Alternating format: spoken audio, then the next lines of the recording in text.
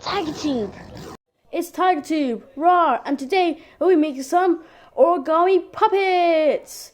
So what you'll need is some sticky tape, scissors, and a piece of paper. And if you want, you can get some colors as well. So let's get all of my friend over there, and so we can start making it. Because I can't make it, I don't have hands. So let's do this. So first things first, you'll need to get your paper, and you will have to fold it like so. Like this. Don't fold it all the way, or else you'll have a nice line when you're doing the origami. But you can do that if you want to, but I choose to do it like this. So when you take off, you got a mark there, and then you cut it.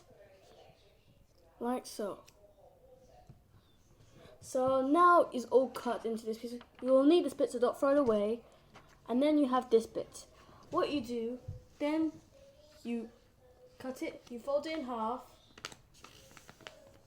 and then you fold it half again. And then you take it out. Then what you do, you fold it into the corner, so you have this corner here.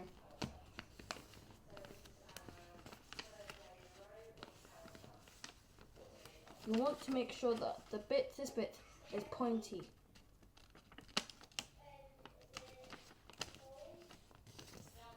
And do it to the rest of the sides.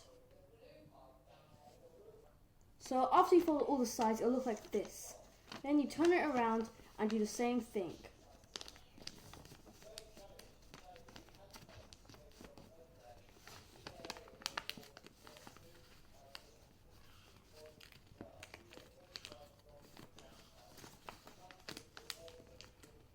Origami puppet. If you have proper square paper, it won't act like so bad, rigid. Then do that. It's a bit crumbled because it's not really good square paper, but as your puppet right there. So these are the types of these you can use. You can have a bat, you can have a dog, or you can even have an iguana. And this one is a bit plain, so I prefer using it to something else. Maybe a tiger like me, because it's Tiger Tube, raw.